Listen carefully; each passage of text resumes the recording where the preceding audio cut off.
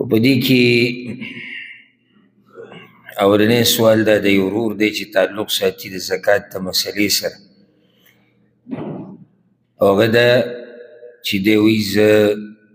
د کال حساب مې لګولی و چې کله کال پوره شي به زکات ورکو او نصاب را سره و نو چې بیا ما صحیح پوره حساب وکړو نو 3 میاشتې پې راپاسه اوړېدلي دي په کال باندې 3 میاشتې اوړېدلي نو زه اوس څنګه طریقه کار وکړم او کال به بیا د کوم ځای نه حساب و الجواب اول خو دا خبره یاده ساتئ چې ګوره زکات د الله رب العزت حق دی د الله رب العزت حق دی زموږ په دې مال کې دا دومره څه چې الله را کړي دي په هغې کې لږ څه الله راته ښوولي دي چې دا به ورکوې په هغې کې هم فایده زموږ ده د الله فایده خو پکې نه ده فایده زموږ ده نو د الله رب العزت حق ادا کولو کې به کوتاهي نه کوي سبا بل سبا ته به یې نه اړې او ستا چې په چا حق یې نو ته ورته پرېږدي پورې نښتې او جرګې او جګړې او کله پکې قتل و قتال ته خبره ورسي نو دا د هغه رب حق دی چې کوم رب دا مال لا کړی دی موږ او مخکې ما تاسو ته ویلي بیا راته ووایم چې ګوره چې الله ته دومره کړې او دومره احسان یې په ته وکړو چې لا ته زکات ورکوې بیا پکې څنګه چې دی ته کوتاهي کوې او اخوا دېخوا کوې نو دا د الله حق دی دې کې به اخوا دېخوا نه کوې چې کال پوره شو او نصاب د سره و د نصاب خبره موږ کړې وه تفصیلي درسونه تیر شو د عمدة الاحکام او پای کې موږ نصاب ذکر کړی و د نقدو نصاب څومره دی د سرو زرو د سپینو زرو تجارتي چې کم سامان او داسې نور ډېرې مسلې نو چې کله تا ته پته ولګېده چې کال پوره شو او نصاب تا سره و په دې نصاب باندې کال پوره شو نو بیا زکات ورکړه اوس دا رور په حساب کې خطا شوی دی 3 میاشتې پې اوړېدلي څه وکړم نو ته به زر تر زره اول کار دا وکړي چې زکات به ورکړي د یو کال اولنی کار به دا وکړي ځکه چې دا واجب دی علی الفور یعنی ته به په هغه ټیم ورکې اوس هسې ګوره که چېرته داسې وې چېرې زکات ورکول په هغه ټیم نه دی لازم ته وروسته هم ورکولی شي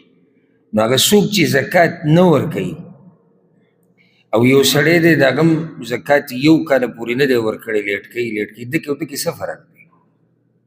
یعنې صحیح ده چې هغه بانی جوړی د نه ورکولو دی خو یې ځای ورکو خو دم کوم ځای ته کیسه راورسوله بله خبره دا ده چې د فقیرانو د حاجتمنو ضرورت دی دا د هغوی حق دی الله وی هغوی له ورکړه خو چې سړی غریب دی د هغه ضرورت دی چې هغه ته څه میلاو شي هغه پې خپل ژوند روان کړي ته وایې نه زه به د دې کال دا به بل کال کې ورکو زه او بل کال له به یې ورکو نو د دې غریب هغه حاجت به څنګه پوره کېږي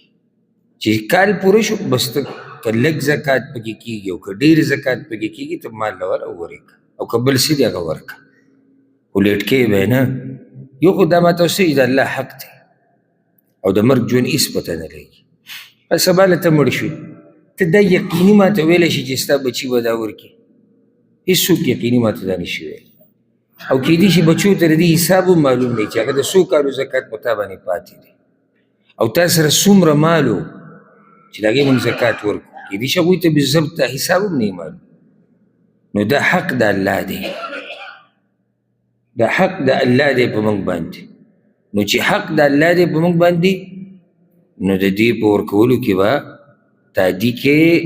کوتاهي به نه کوي دې ورور ته اوس موږ دا وایو ته د یو کال زکات ورکړه او وګوره چې 3 میاشتې مخکې تا سره څومره نصاب و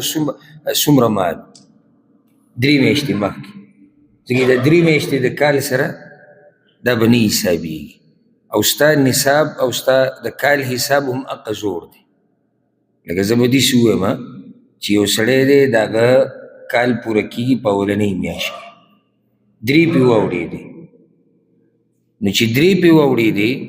نو څو میاشت چلېږي اوس درېیمه اوس نه وایم د یو سړي نصاب د یو سړي په نصاب باندې کال پوره کېږي په اولنۍ میاشت کې او 3 پې واوړې دي نو دی په څویو میاشت کې دی څلورمه کې په څلورمه میاشت کې دی نو دی به حساب اوس د دې د لاسه نه بدلوي د 3 میاشتې خو زیاتي دي دا خو د نوي کال هغه حساب دی نو د حساب به مقزوړي اولنۍ میاشت کې به د کال هغه پوره کېږي والعلم عند الله